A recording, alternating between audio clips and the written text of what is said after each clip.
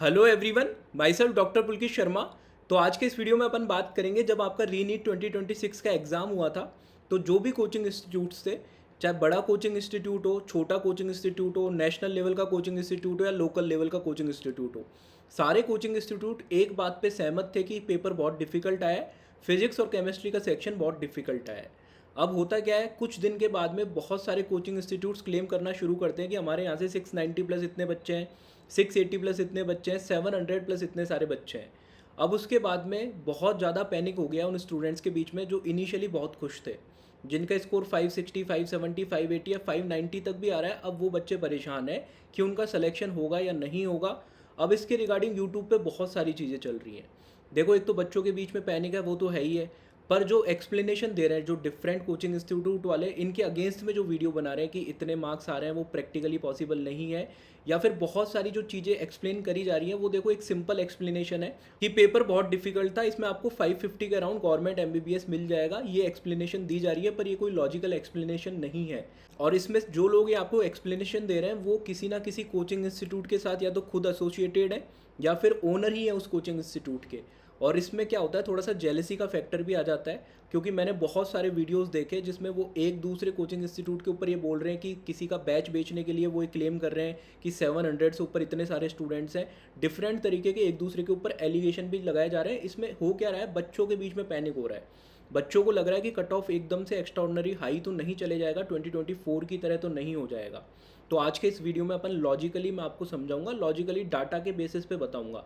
मैं ऐसे random figure कुछ भी नहीं बोलूँगा। जो भी मैं आपको चीज़ें समझाने की कोशिश करता हूँ, उसके पीछे कोई ना कोई लॉजिक होता है, तब जाके मैं आपको एक्सप्लेन करने की कोशिश करता हूँ।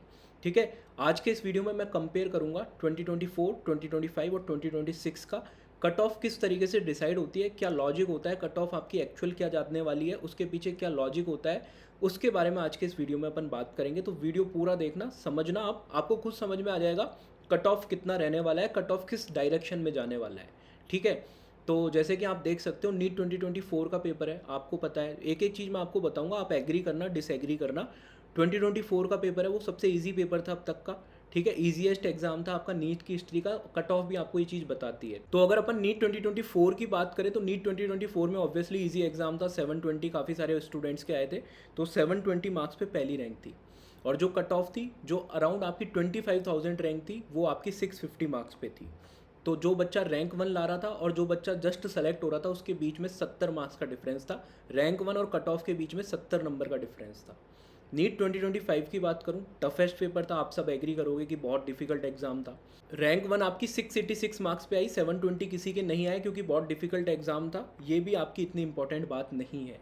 सबसे इंपॉर्टेंट बात ये है कि आपकी जो कट ऑफ गई वो कितनी गई, वो गई आपकी 526 मार्क्स। क्योंकि जो पेपर डिफिकल्ट आता है, जो क्वेश्चन पेपर का जो लेवल होता है, उसमें काफ़ी सारे क्वेश्चन इस तरीके के होते हैं जो डिफ्रेंशिएट कर पाए उन स्टूडेंट्स के बीच में जो बहुत ज़्यादा पढ़ने वाले एक्स्ट्राऑर्डिनरी बच्चे हैं और जो थोड़े से एवरेज बच्चे हैं। वो क्वेश्चन पेपर जब बनता है हार्ड, तो इस तरीके के बहुत सारे क्वेश्चन होते हैं, जैसे नीट 2025 में था।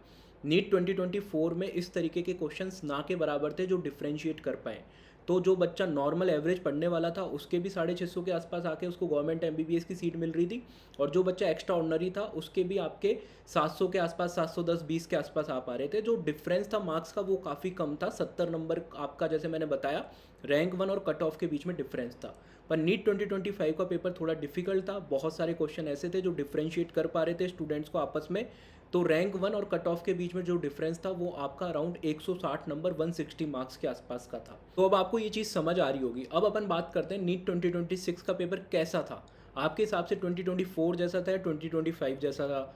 रीनीट के पेपर की मैं बात कर रहा हूँ। ठीक है, जो रीनीट वाला पेपर आया था, आप सभी लोग एग्री करोगे कि ये सिमिलर था आपका 2025 की तरह। 2024 की तरह आसान पेपर तो नहीं था, थोड़ा सा डिफिकल्ट पेपर था। 2025 की तरह ही पेपर था। तो अब अपन बात करते हैं, जो कोचिंग इंस्टीट्यूट क्लेम कर रहे हैं कि हमारे यहाँ से 710 आ रहे हैं, 715 आ रहे हैं, 700 आ रहे हैं। तो देखो, अगर आपकी रैंक 1 710 या 715 नंबर पे भी यदि आ जाती है और पेपर आपका 2025 की तरह, 24 की तरह नहीं है, तो आप ये चीज़ देखो कि कट ऑफ जो आपकी होने वाली है, उसमें अगर अपन 2025 की तरह 160 मार्क्स कम करते हैं, तो कट ऑफ आपकी अराउंड जाने वाली है 560 मार्क्स के अराउंड। 560 नंबर के अराउंड आपकी कट ऑफ होने वाली है, क्योंकि पेपर का जब डिफ़िकल्टी लेवल ज़्यादा आता है तो आपका बच्चों के बीच में डिफरेंशिएट करने वाले क्वेश्चंस बहुत सारे हो जाते हैं, जिससे कि बहुत बच्चे जो एवरेज बच्चे होते हैं वो इतना एक्स्ट्रा ऑर्डिनरी स्कोर नहीं कर पाते। और नीट में एवरेज बच्चों का भी सिलेक्शन होता है, क्योंकि आपकी ऑल इंडिया रैंक 27,000 तक पिछले साल मिला था, इस बार आपका 29,000 रैंक तक मिलेगा। तो 29,000 अल्बर्ट आइंस्टीन इंडिया के अंदर एक एग्ज़ाम को नहीं दे सकते। ऐसा नहीं है कि 29,000 बच्चे जो एग्ज़ाम में सेलेक्ट हो रहे हैं वो सारे के सारे बहुत हाई आईक्यू वाले बच्चे हैं।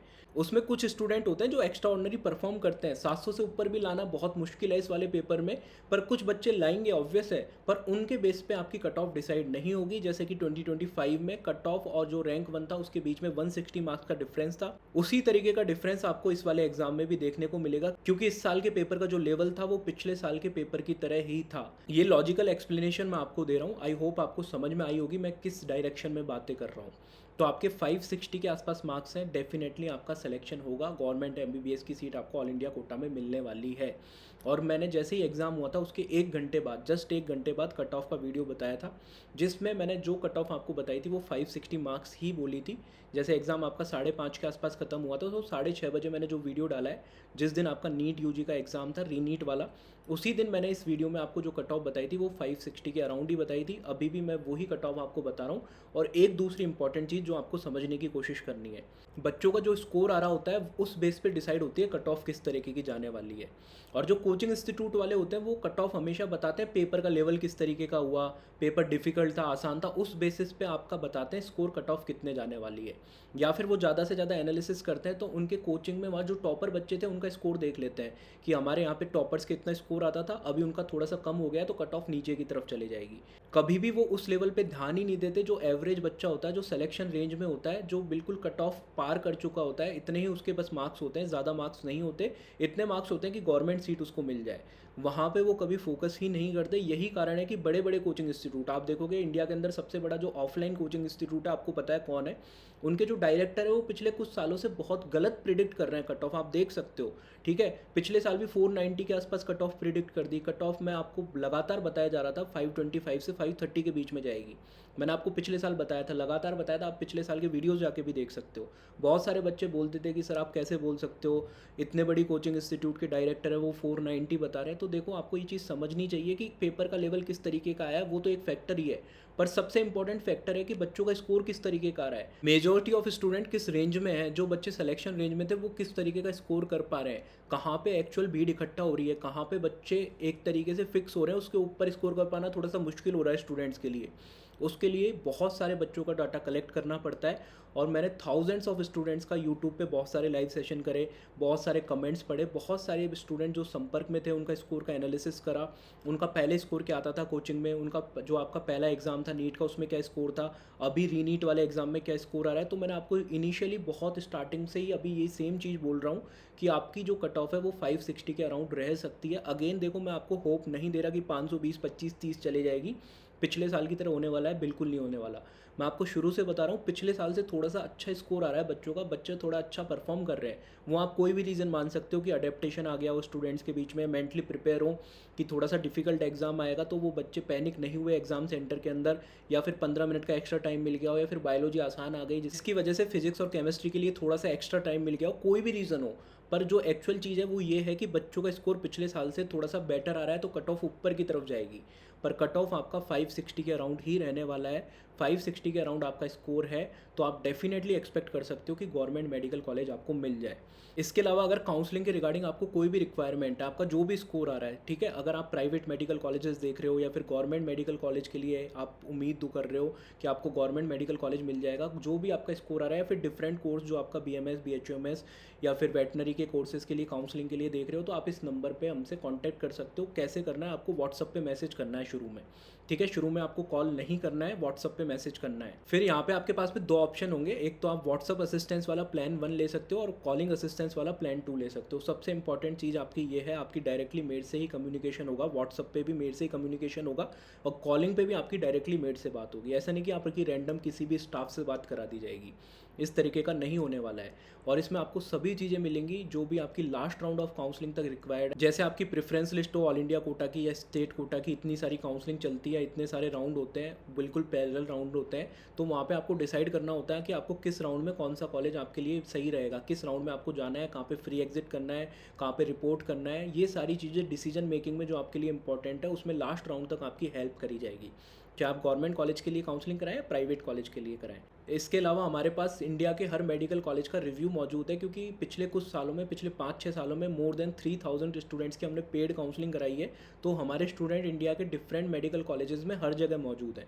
तो वहाँ से कॉलेज का रिव्यू हमारे पास मौजूद है। तो उस अकॉर्डिंगली आपको बहुत हेल्प होगी इस बारे में जानने में कि आपके लिए आपके स्कोर पे बेस्ट मेडिकल कॉलेज कौन सा हो सकता है।